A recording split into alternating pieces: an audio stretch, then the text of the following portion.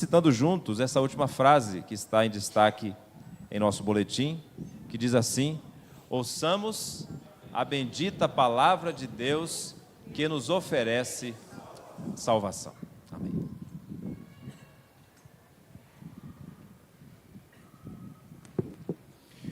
Meus irmãos, vamos abrir a palavra de Deus, Evangelho de Marcos, capítulo 5, versículos 1 a 20.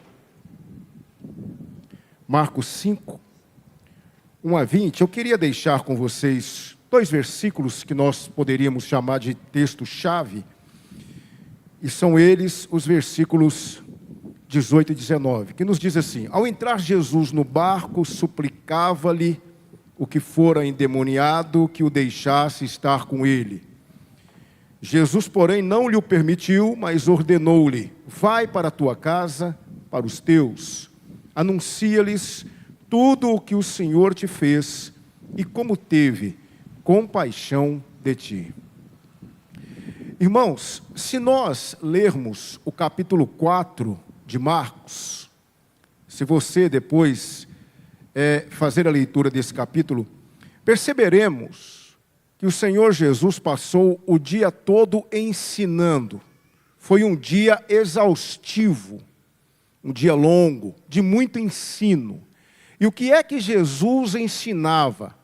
Jesus ensinava acerca do reino de Deus. Por exemplo, ao lermos o capítulo 4, versículos 1 a 9 de Marcos, nós vamos tomar conhecimento da parábola do semeador. Jesus está contando a parábola do semeador. No capítulo 4, versículos 21 a 25, ele conta a parábola da candeia. Capítulo 4, 26 a 29, ele vai contar a parábola da semente. E depois, 30 a 32, ele vai contar a parábola do grão de mostarda. Jesus aqui, na verdade, está falando acerca do reino de Deus, esses princípios que norteiam o reino de Deus. E ao final do dia, sendo já tarde, quando todos pensavam que iriam descansar, Jesus tem uma missão para os discípulos. Qual é? Mostrar o poder que esse reino de Deus, o qual ele ensinou todo dia, tem sobre o reino das trevas. Ele tem uma missão do outro lado do mar da Galileia, que na verdade não era mar, era um grande lago. Um grande lago que tinha aproximadamente 12 quilômetros de comprimento por 9 quilômetros de largura. É a maior reserva hídrica de Israel. Do outro lado ficava aquela região conhecida como Decápolis, que era a região composta por 10 cidades gentílicas onde muitos, eu já falei isso para vocês, judeus optavam por seguir quando não queriam entrar dentro da região de Samaria. E uma dessas cidades era a cidade de Gadara. Jesus, então, veja só comigo, eu quero convidá-los para que possamos ler o capítulo 4, 35 a 41. Ele vai colocar os discípulos no barco e vai levá-los para essa região. A palavra de Deus nos diz assim: naquele dia, sendo já tarde, disse-lhes Jesus: passemos para a outra margem. E eles, despedindo a multidão, o levaram assim como estava no barco, e outros barcos o seguiam. Ora, levantou-se grande temporal de vento, e as ondas se arremessavam contra o barco, de modo que o mesmo já estava a encher-se de água. Jesus estava na popa, dormindo sobre o travesseiro. Eles o despertaram e lhe disseram: mestre, não te importa que pereçamos? E ele, despertando, repreendeu o vento e disse ao mar: acalma-te, emudece. O vento se aquietou e fez-se grande bonança. Então lhes disse: por que sois assim tímidos? Como é que não tendes fé? E eles, possuídos de grande temor, diziam uns aos outros: quem é este que até o vento e o mar lhe obedece. Tenho certeza que os irmãos já leram esse texto diversas vezes. Mas o interessante aqui, irmãos, é que havia um fenômeno climático que acontecia naquele lago, não é? As águas quentes, provocadas pela evaporação, o ar quente provocado pela evaporação da água, se encontrava com o ar frio, as temperaturas frias advindas das montanhas, principalmente do Monte Hermon. Quando havia esse encontro, muitas tempestades se formavam no Mar da Galileia. Agora, o que me chama a atenção é que os discípulos, sendo a maioria deles homens do mar, eles estavam acostumados com essas tempestades de vento. Mas parece que essa tempestade, ela foi diferente. Porque eles tiveram medo. E eles pediram a Jesus para que os ajudasse. E é interessante que alguns comentaristas, alguns estudiosos dizem que essa tempestade pode ter sido provocada pelo diabo. Porque, na verdade, Jesus estava para adentrar o seu território. Havia um homem lá em Gadara que precisava muito da intervenção de Jesus, precisava muito daquilo que Jesus tinha para fazer, o poder de Jesus, e Satanás, sabendo disso, alguns estudiosos dizem que ele pode ter potencializado essa tempestade para que alguma coisa acontecesse e os discípulos não conseguissem, juntamente com Jesus, chegar do outro lado do Mar da Galileia, não é? O fato é, irmãos, que se nós olharmos a palavra de Deus, irmãos vão se lembrar que lá no livro de Jó, Satanás conseguiu, através de uma tempestade, matar os filhos de Jó, não é? Bom, eu não vou me demorar nisso. O fato é que Jesus chega do outro lado do Mar da Galileia, como era o seu propósito, e lá havia um homem dominado pelo demônio, dominado por muitos demônios, uma vida completamente destruída e que era usada por Satanás para infligir medo naquelas pessoas que moravam na região de Gadara. E é muito interessante, irmãos, eu quero ler para vocês os versículos de 2 a 7, para que nós possamos entender a alta periculosidade desse homem. Veja só comigo, leia comigo, versículos 2 a 7, agora já no capítulo 5.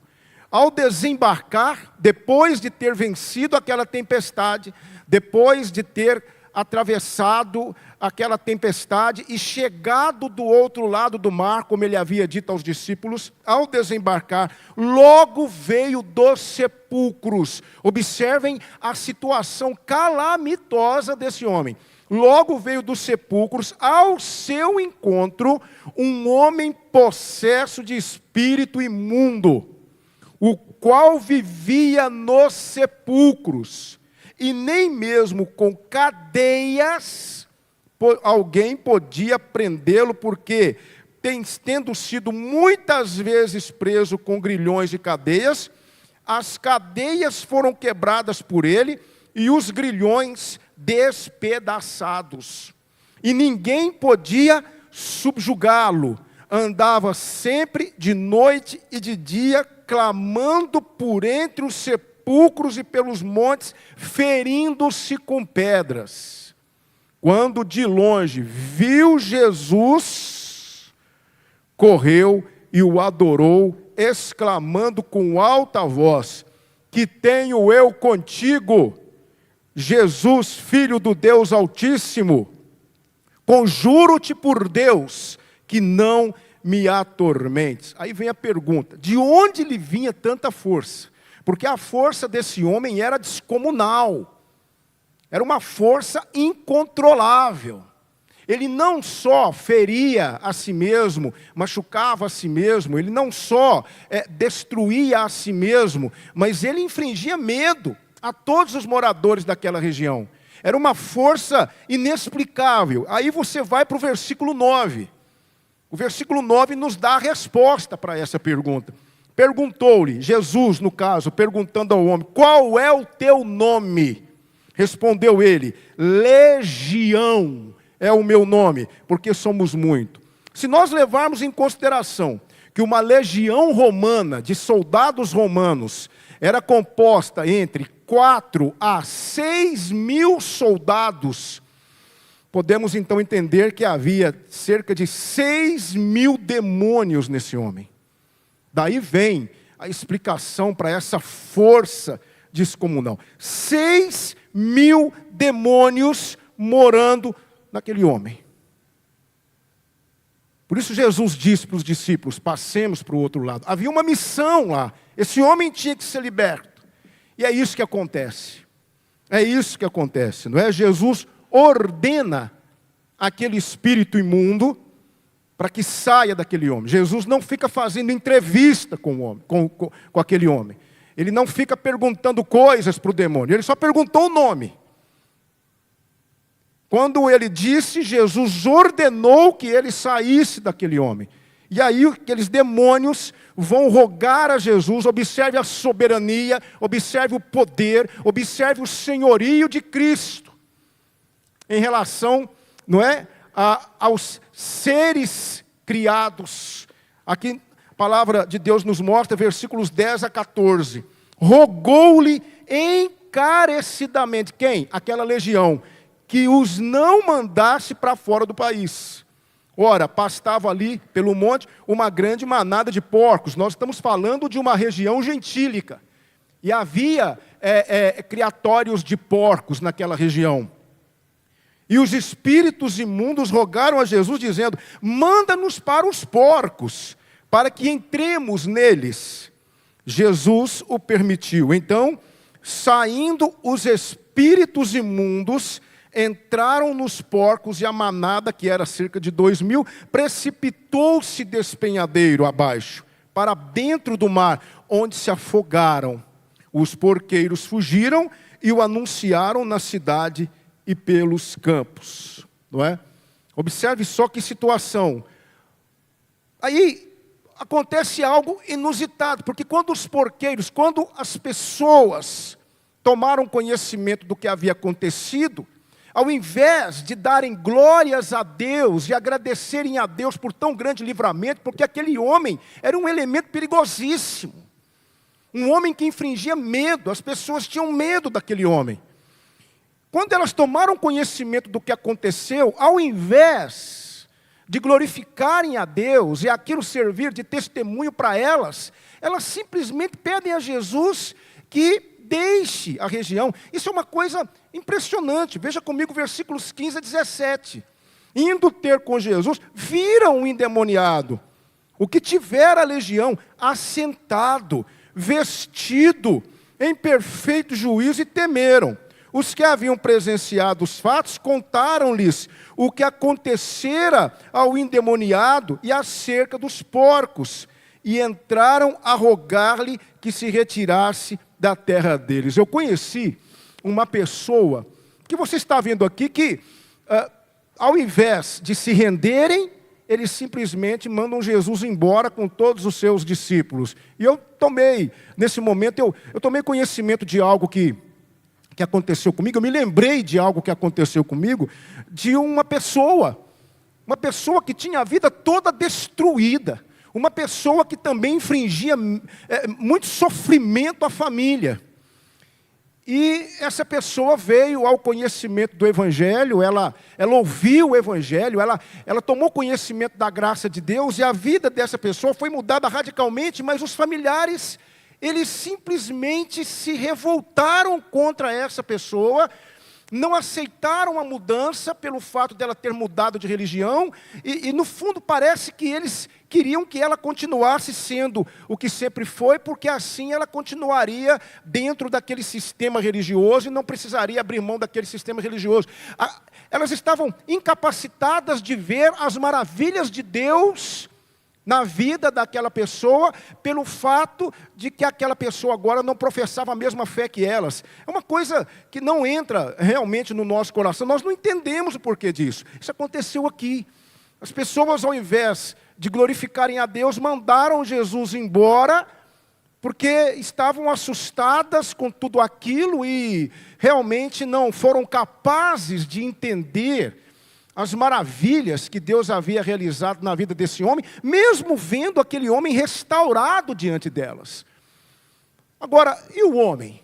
Bom, ele quis seguir Jesus, ele quis caminhar com Jesus, mas o texto vai nos dizer que Jesus o mandou para os seus.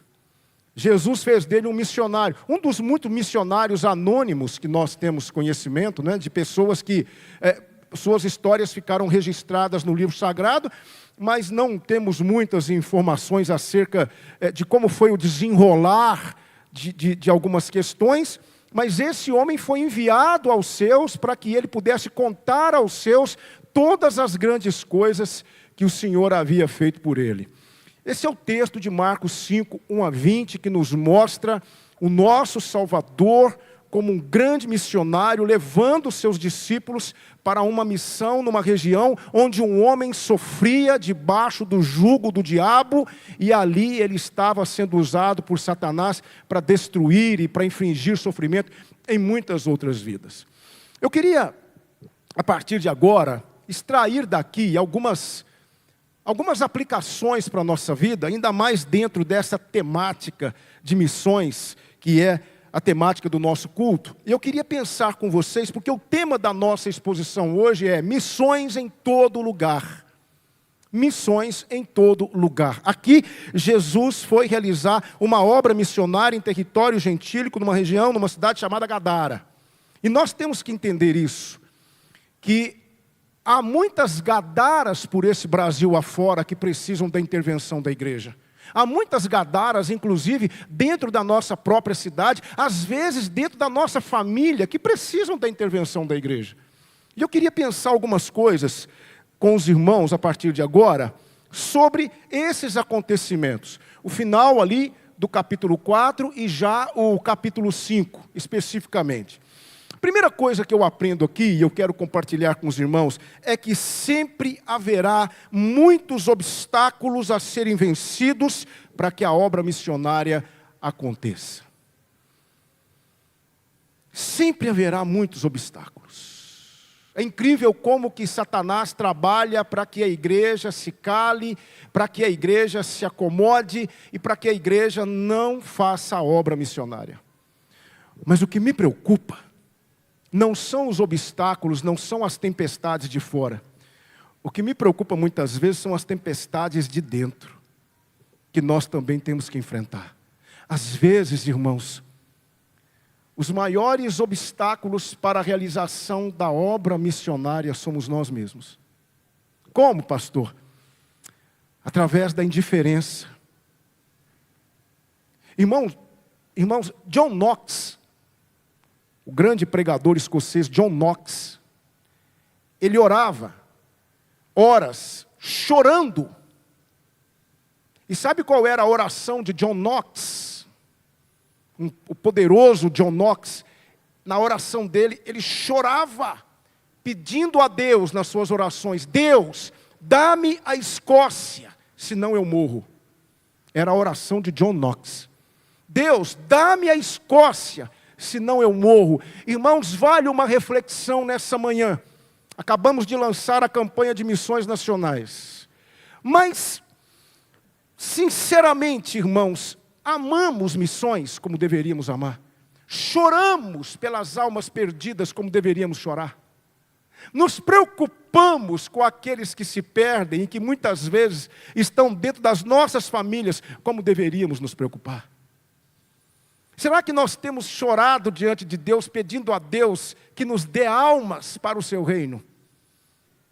Infelizmente, às vezes, nós estamos sendo tomados pela indiferença. Essa é uma das grandes tempestades que acontecem e que nos impedem de fazer a obra missionária.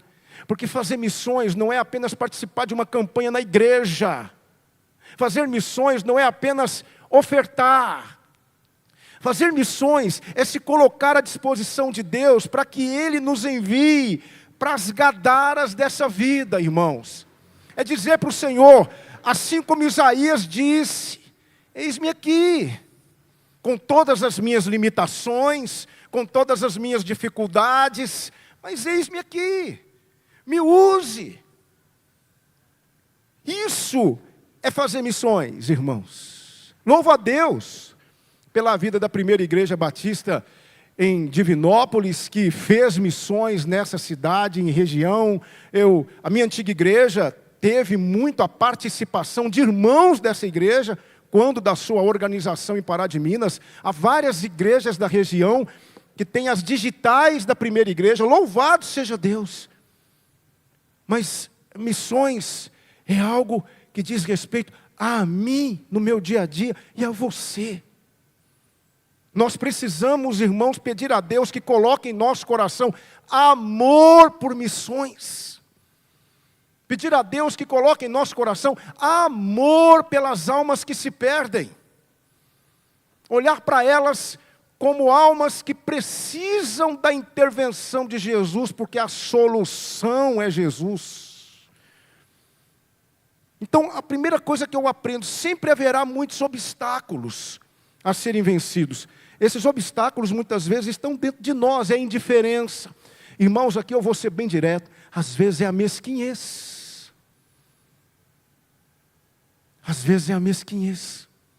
Às vezes nós não temos a menor dificuldade de investir em coisas que muitas vezes com as quais sonhamos ou objetivamos, e eu não estou dizendo que isso é errado, absolutamente, mas quando vamos ofertar para missões, é uma oferta mínima que poderia ser muito maior. Eu garanto para vocês que se todos nós entendermos que o engajamento missionário perpassa por todas essas áreas, oração, contribuição, dedicação, entrega, eu garanto, irmãos, vamos realmente retirar muitas vidas do inferno, vamos realmente alcançar muitos que se perdem em Gadara. É a primeira coisa que eu aprendo. A segunda coisa que eu aprendo nesse texto, em segundo lugar, preste atenção, olhando a história desse homem, observamos o que Satanás pode fazer na vida das pessoas. Irmãos, Satanás tem destruído a vida das pessoas. Eu me lembro de uma vez aqui em Divinópolis, isso foi em 2009, pouco antes do pastor Tarcísio chegar para a igreja, nós fizemos uma pequena excursão em Belo Horizonte, fomos visitar alguns pontos turísticos em Belo Horizonte, estávamos esperando o ônibus.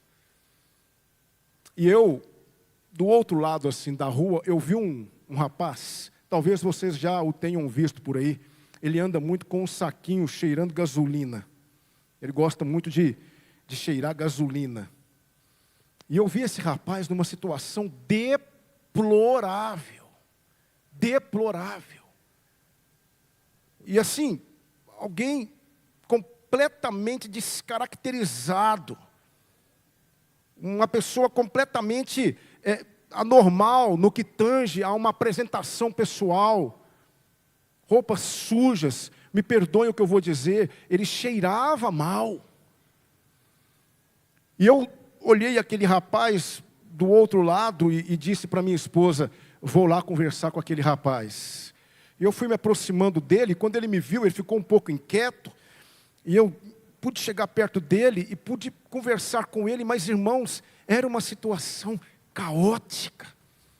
Infelizmente, ele não se atentou para aquilo que eu tinha para dizer para ele. Hoje mesmo eu o via sentado ali próximo à minha casa, fumando, e na mesma situação. Porque é isso que Satanás faz como ninguém. É impressionante como Satanás, ele tem destruído vidas, irmãos. Ele tem trabalhado para tornar o homem qualquer coisa que o distancie cada vez mais de Deus e do seu amor. É impressionante, mas o que tem me assustado mais ainda é como Satanás se voltou para as crianças. Como Satanás tem investido pesado para destruir a vida das crianças. É impressionante. Eu fiz algumas pesquisas, porque muitas vezes nós pensamos que isso é algo mais localizado. Não. É incrível como Satanás está trabalhando na vida das crianças, dos adolescentes, porque ele sabe que se ele destruir as crianças, os adolescentes, ele vai conseguir frutos, ele vai conseguir aquilo que ele almeja com mais facilidade, e isso é algo que já está acontecendo e vai acontecer de forma muito pior. Então eu fiz alguns levantamentos e eu descobri algumas coisas que eu queria compartilhar com vocês para ilustrar o que eu acabei de dizer. Irmãos, já há, preste atenção, já há hospitais públicos federais, esses hospitais já estão aí oferecendo o quê? Terapia para transição de gênero em crianças de 4 a 12 anos. Oferecendo terapia para crianças que desejam realizar cirurgias, para que desejam passar por esse processo de transição de gênero. Isso já está acontecendo. Outra coisa, o Relatório Mundial sobre Drogas 2022 do Escritório das Nações Unidas sobre Drogas e Crime mostra que cerca de 284 milhões de pessoas na faixa etária entre 15 e 64 anos. 15 e 64 anos são usuários de drogas. Esse levantamento foi em 2020. Ainda faltam mais dados mais atuais, que eu acredito que são bem piores. 26% a mais do que 10 anos antes. O Brasil ocupa o segundo lugar no ranking dos maiores consumidores de cocaína e seus derivados do planeta. Entre os que admitiram ter consumido a droga no último ano, 2,6 milhões são adultos e 244 mil são adolescentes. Dados da Sociedade Internacional de Prevenção ao Abuso e à Negligência na Infância de São Paulo revelam que, em média, 18 mil crianças são vítimas de violência doméstica por dia no Brasil. Agora preste atenção, irmãos. 100 bilhões de dólares é o lucro com a pornografia no mundo. Desses 100 bilhões, 5 bilhões é o lucro com pedofilia. Observe como o diabo tem se voltado para as crianças. Estima-se que atualmente 2 milhões de crianças estão em poder do crime organizado. Essas crianças invariavelmente morrem pelos abusos sofridos. Pais, mães, oremos pelos nossos filhos. Eles constituem-se num campo missionário que Deus tem colocado diante de nós. Às vezes nós olhamos para fora, mas precisamos principalmente olhar para dentro das nossas casas. Monitorem as redes sociais de seus filhos. Entendam com quem os seus filhos andam conversando. Orem por seus filhos. Aqui eu quero fazer um apelo para esses pais que andam negligenciando a igreja, que não trazem seus filhos para a igreja, que deixam os seus filhos à mercê deles mesmos, muitas vezes nas redes sociais, nos celulares, manhãs inteiras, tardes inteiras, e são incapazes de discipular os filhos, são incapazes de falar do amor de Deus para os filhos. Muitas vezes, nos domingos, ficam arranjando subterfúgios para não estarem na igreja, não trazem os filhos para a igreja. Eu quero dizer para vocês, pais, vocês estão abrindo as portas dos corações de seus filhos para o diabo. Porque Satanás, ele não está realmente facilitando, ele não vai facilitar, ele vai investir, e ele tem um arsenal de opções à sua disposição. Lutemos pelas nossas famílias, lutemos pelos nossos filhos. Observe o que ele fez na vida daquele homem. Ele desfigurou, ele desconstruiu, ele trabalhou para que aquele homem pudesse se tornar o que se tornou, um perigo para a sociedade. Um homem do qual todos tinham medo. Nós precisamos, irmãos, entender com quem estamos lutando. É claro que maior é o que está em nós do que o que está lá. É claro que nós servimos ao Deus Todo-Poderoso, diante do qual o diabo se curva, é claro, mas nós não devemos subestimar a capacidade que Satanás tem de atacar e de destruir e de investir, principalmente contra as famílias. Então, queridos irmãos, em nome de Jesus Cristo, vamos olhar para as gadaras que muitas vezes estão se formando dentro das nossas famílias. Vamos investir nas nossas famílias, vamos investir nos nossos filhos. Tragam seus filhos para a igreja. Eu me lembro de uma irmã, que ela levou isso ao pé da letra. Quando Deuteronômio diz, quando Moisés disse lá em Deuteronômio, pega a palavra, inculca na mente do seu filho. Moisés disse isso mesmo, inculca a palavra na mente do seu filho. Fale da palavra andando com o seu filho pelo caminho, andando, assentado com ele. Fale da palavra para o seu filho. Provérbios 22 vai dizer, ensina a criança o caminho que ela deve andar. E até quando crescer não vai se envergonhar dele. Irmãos, essa irmã levou isso ao pé da letra. Ela queria porque queria que o filho se tornasse um servo de Deus. E o que ela fazia?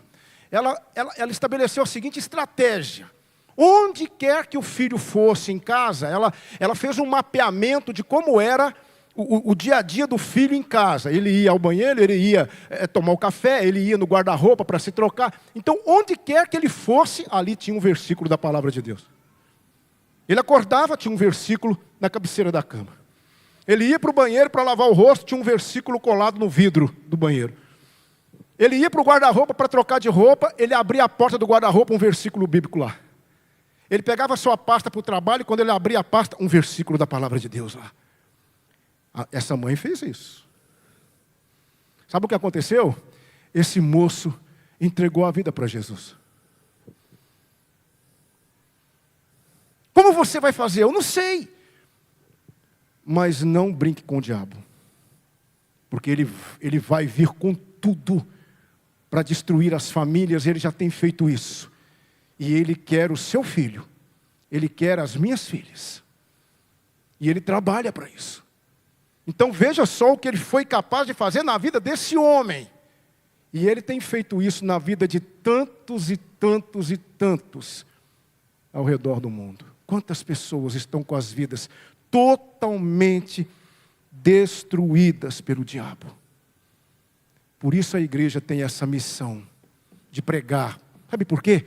Porque a solução é Jesus Cristo. Por isso que missões é em todo lugar. Mas eu aprendi uma terceira coisa aqui. Em terceiro lugar, só o Evangelho é capaz de mudar a configuração de uma vida. Dizem que Michelangelo,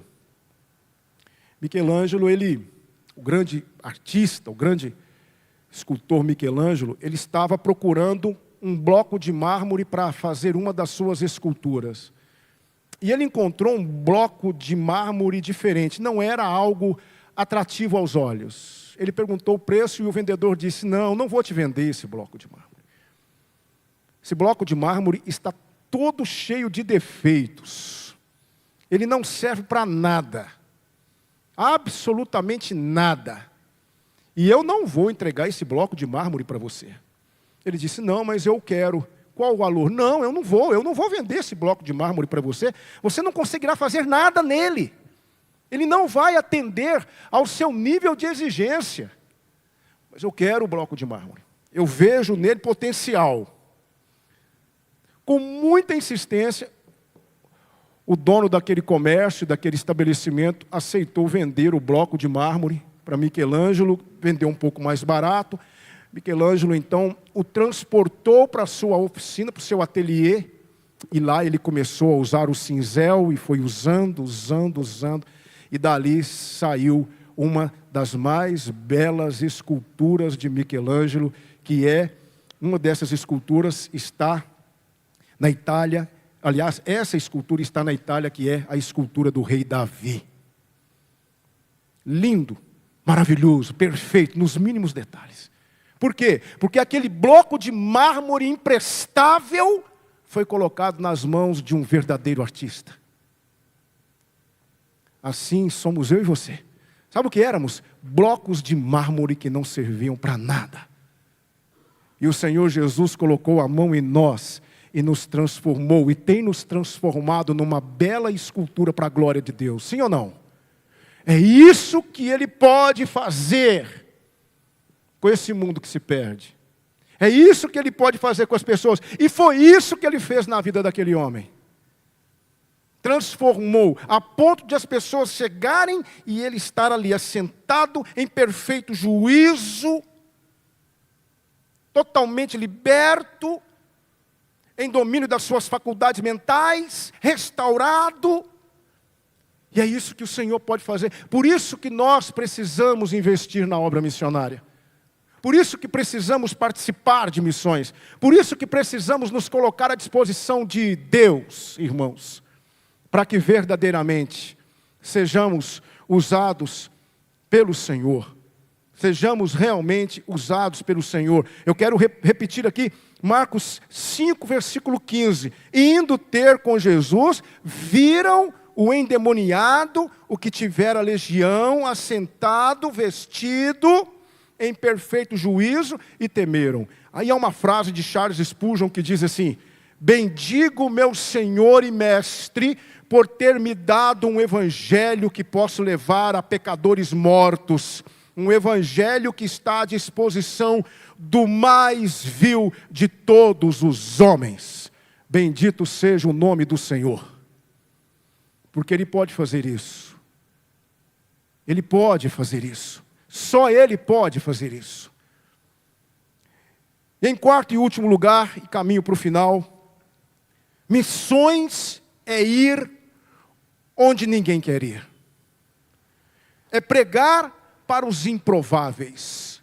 Missões acontecem em todo e qualquer lugar. Preste atenção. Do lado de cá, Israel. Do lado de lá, Gadara. Do lado de cá, os escolhidos. Do lado de lá, os excluídos. Do lado de cá, a comodidade da terra santa. Do lado de lá, a asquerosa terra dos porcos. Do lado de cá, ensino. Do lado de lá, aplicação. Muitos poderiam dizer, ainda bem que existe um mar entre nós e eles. Mas para Jesus, não havia mar que o impedisse de ir até eles. Meus amados irmãos, se tem um lugar onde a igreja de Cristo precisa estar, é Gadara. É Gadara. Se tem um lugar onde a igreja de Cristo precisa estar, é naqueles lugares onde ninguém quer ir. É ali que a igreja precisa estar. Nos piores lugares da terra, nos lugares mais escuros da terra, o povo de Deus precisa estar ali. E muitas vezes nós não temos condições de ir lá, mas há irmãos nossos que estão indo para lá e precisam de nós. Eu quero convidar você, para a honra e para a glória do nosso Deus, dia 6 de outubro, anote aí, nós estaremos reiniciando os trabalhos evangelísticos no Centro Socioeducativo de Divinópolis. Dia 6 de outubro. Já está confirmado. É a primeira Gadara que Deus está colocando diante de nós. Aí vem aquilo que realmente, ou aquela pergunta que eu gostaria de fazer. Você gostaria de ir para Gadara conosco? Então fale comigo. Nós estamos organizando um grupo para irmos para essa Gadara. Pregar o Evangelho, falar do amor de Deus. Porque nós cremos no poder que esse Evangelho que pregamos, esse Evangelho que nós anunciamos, nós cremos no poder que ele tem. Ele é o dunamis de Deus. E eu preciso crer nisso. E nós já estamos, irmãos, e eu peço à igreja que ore. Já entramos em contato com os responsáveis no presídio Floramar, para voltarmos a evangelizar lá também. Porque é outra Gadara que Deus vai colocar diante de nós. Qual é a sua Gadara? Você poderia orar essa manhã e dizer: Senhor, me leva para Gadara. Eu quero ir para Gadara. Eu quero ir para o outro lado. Eu quero ser usado por Ti. Eu quero realmente que o Senhor me use para abençoar vidas, porque essa é a nossa vocação, irmãos. É para isso que nós fomos chamados. E eu termino com uma frase de James Stewart, que diz assim: nenhum homem está verdadeiramente despertado se não desenvolveu um horizonte supranacional em seu pensamento. Nenhuma igreja é mais do que água represada de caráter pietista, a não ser que, em primeiro lugar, sempre, fundamentalmente, seja uma igreja dedicada a missões. Precisamos entender o chamado de Deus para nós. Vamos para Gadara, irmãos. Vamos pregar o Evangelho, vamos falar do amor de Deus, vamos nos envolver com a obra missionária, vamos participar de missões, vamos ofertar, vamos estar de joelhos orando a Deus. Em breve, teremos algumas programações voltadas para a obra missionária. Domingo que vem teremos um missionário aqui, de missões nacionais, falando para a igreja. Vamos nos envolver. Não vamos perder essa característica que sempre tivemos. Vamos nos envolver com missões. Vamos falar para o Senhor: Senhor, nos leve para Gadara. Queremos pregar missões em todo lugar. Essa é a nossa vocação, esse é o nosso chamado. Tem sido o seu. Coloque-se à disposição de Deus. Se você quer participar desses empreendimentos evangelísticos, fale comigo. Nós vamos ter um encontro, nós vamos nos reunir, vamos orar por isso. E é um dos nossos projetos termos um ministério de evangelização que seja usado por Deus para anunciar que Jesus Cristo é a solução. Eu quero orar com vocês nesse momento. Eu quero que vocês realmente pensem em tudo que abordamos, tudo que estudamos aqui nesta manhã. Observe só a história daquele homem. E se Jesus não tivesse ido lá?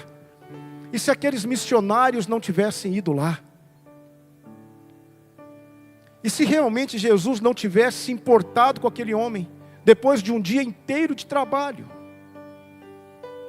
E se os discípulos de alguma forma tivessem arranjado alguns compromissos depois daquele expediente?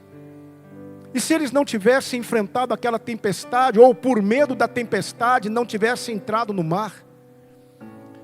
Qual teria sido o final daquele homem? O que teria acontecido com ele? Missões é isso.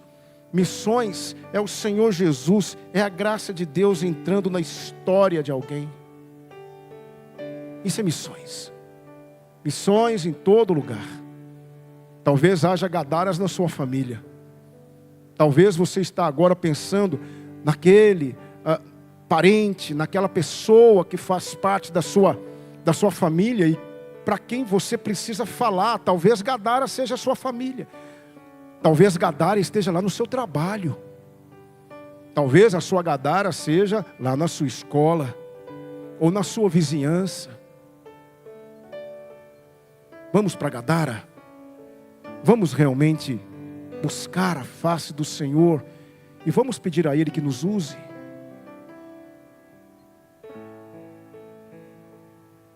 Ó Senhor, nós nos rendemos diante de Ti. Reconhecemos que temos falhado, temos errado, temos agido de forma diferente daquela que deveríamos agir, porque talvez estamos com medo ou há outras tempestades acontecendo dentro de nós que estão nos vencendo e nos impedindo de realizar aquilo para o qual o Senhor nos chamou a realizar. Deus, em nome de Jesus, coloque em nosso coração um amor sincero, verdadeiro, pelas almas que se perdem, Senhor. Não permita que nós sejamos ensimesmados, voltados apenas para nós mesmos, pensando apenas em como vamos viver diante do Senhor dia após dia e nos esquecendo, ó Deus, de que há pessoas que precisam conhecer o Senhor. Há povo do Senhor nessa cidade, nesse Brasil, e nós precisamos, ó Deus, olhar para essas pessoas com compaixão, com misericórdia e levá-las até o Senhor. Nos use, nosso Deus, nas gadaras. Abra, ó Deus, oportunidades para nós. Usa-nos agora a partir do dia 6, no centro socioeducativo. Nós sabemos, ó Deus, que não há nada que resista ao poder da Tua palavra. Pedimos que o Senhor nos use, nós já temos alguns nomes, mas levante mais pessoas nessa igreja, para que possamos atravessar o mar, Senhor. Esse mar das dificuldades, esse mar que muitas vezes nos mantém longe dos propósitos do Senhor. Ó Deus, levante vidas nessa igreja, para que possamos ir àqueles para os quais poucos querem ir, e falar-lhes de Cristo, sua graça, seu amor, sua bondade, sua misericórdia. Mostrar